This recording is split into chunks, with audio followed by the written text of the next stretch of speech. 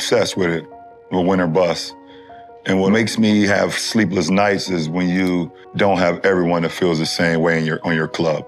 Like, it's times where I wish I was like a tennis player or a golfer, where it was literally like, look in the mirror, it's you versus you. There's no pressure. There's no pressure at all. I've been getting pressure since I was 10 years old. I don't think there's no pressure for me because I'm doing something that I love to do, and that's play the game of basketball. I think your surroundings growing up turns you to a dog. It's just in me, man. I love competing, I love winning, I love just like playing the game. Because I know at some point I ain't gonna be able to play it no more. Well, at that level, every season is like a movie and I'm like living in it. Like I'm the star in the movie. Like, I feel like Batman, Black Panther, all of them. Not only did I want to inspire to be a basketball player and or a football player professionally to get my mom out of the situation, I wanted to have kids early to prove to my father that the way you did it was the absolute wrong way to do it. And I wanted to break the mold to where I want to be there and give him all the life skills, man. I want to, tell him this is what your dad went through. This is how you approach it. This is how you go through it. Whenever I have a kid, not only is he gonna be a junior, I'm gonna do everything that this man didn't do. They're gonna experience things that I didn't experience. The only thing I can do is give them the blueprint, and it's up to them to take their own course whenever that time is. All you can do and hope at the end of the road is that you've given your kids enough life lessons to where when it's time for them to live their life, then they can flourish on their own. I wouldn't pick my kids to stop playing ball, but I will stop ball to make sure my kids are straight. Everyone is so happy when we all on the same level. Exactly. And as soon as you able to become a little successful with anything in life, even as a kid, even as a 14-year-old, 15-year-old, people envy that. Of course I changed. I'm trying to better myself. Why haven't you changed? And that's the things that you have to deal with even as a kid growing up playing ball. I knew when I got drafted as an 18-year-old kid that I could play the game of basketball and play it at a high level even against grown men. One thing I didn't know is that the success I would have. I prayed on the success. I worked my tail off for the success, but had no idea the success I had. And it's just been very humbling and gratifying. The best teacher in life is experience. And I think over the course of my career, I've just gotten better with every facet of my game. There were times where I didn't really have a low post game. I wasn't a low post threat. There was times where I wasn't a threat from the mid range. There was times where I wasn't a threat from the outside.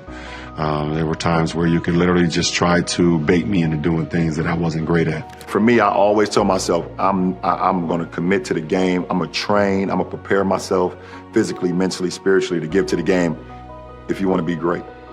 It's a very, very small number of people who get the opportunity to do what we do and inspire people all over the world. For me, I'm trying to push the limit. What's the limit? I don't know.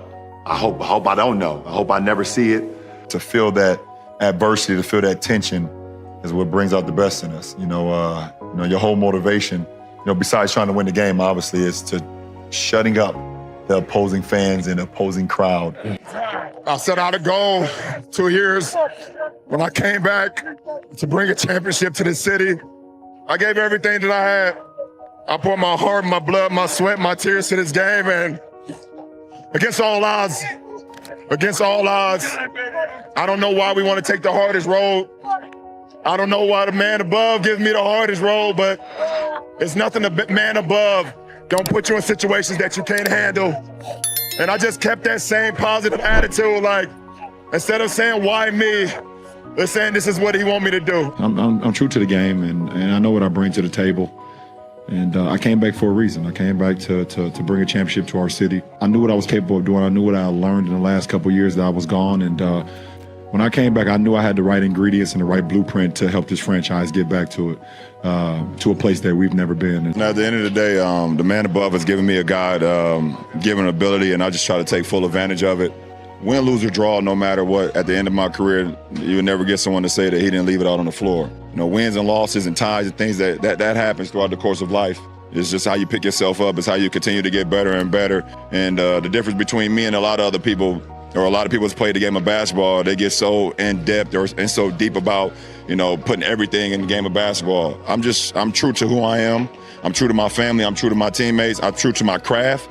And then at the end of the day, whatever happens, happens. So, I could care less about a finals record. I could care less if I don't, play well at this game, or, if my teammates don't show up, because I know how much I put into the game and nobody can ever take that away from me. As far as being an NBA player, how to approach it, how your body and things of that nature, how do you continue to, stay consistent? I've learned all of that on my own, all on the fly, because I never had somebody that I could go to. So, and nobody ever kind of lended their hand to me. And so I've kind of just figured it out.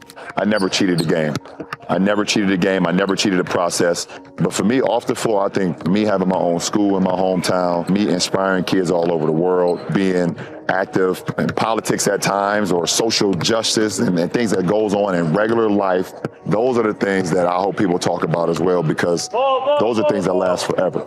I hope that we've instilled enough vision in them that they look and see the passion that we put into what we do on a day-to-day basis. You just hope that you've done enough. I've had goals throughout my whole career, on the court. I wanted to be the rookie of the year my rookie year. I wanted to be an all-star. I wanted to win championships. I wanted to be the MVP of the league. I wanted to be defensive player of the year. I wanted to lead the league in assists. I never, ever was like, I want to break the all-time scoring record. I've always prided myself on saying, I want to be the greatest to ever play this game. And that came from a motivation to myself, my drive to be the greatest of all time. Every so many years, they come out with a new roller coaster. And we've spent plenty of times going up and just testing out the new roller coaster. Many highs, many loops, how fast it is, whatever the case may be, and you get off just feeling so much excitement and just feeling like, I want to do it again. And I think my career has been like that. Your stomach drop at times, you're excited, you're yelling, sometimes you can't breathe, but you always want to do it again. It's been a pleasure and an honor so far in my career within these 20 years that through the ups, through the downs, through the ins and outs, through the trials and tribulations, I've always maintained me. And I've done it my way. I didn't want to emulate anybody. I wanted to give praise to everyone that came before me. I wanted to acknowledge that I'm a historian of the game, but I didn't want to emulate nobody. I wanted to be myself. If you stay true to yourself, I think you always feel better about the outcome, win, lose, or draw in life. You feel that you're never going to make it out. You feel like the statistics are built up against you. You feel like the system is built against you to not succeed. You feel like there's no way that you're ever going to have an opportunity for your dreams to become a reality. I had dreams every day of playing in the NBA. I had dreams every day of being an inspiration to so many people. I always felt it was my job and my responsibility to come out and play the game at a high level and be as great as I can be, because there is a kid in the inner city somewhere that's looking for inspiration and that's gonna need it and maybe get it from me. So I'm LeBron James from Akron, Ohio, from the inner city. I'm not even supposed to be here. That's enough. Every night I walk into the locker room, I see a number 6 with James on the back. I'm blessed. So what everybody say about me off the court don't matter. I ain't got no words.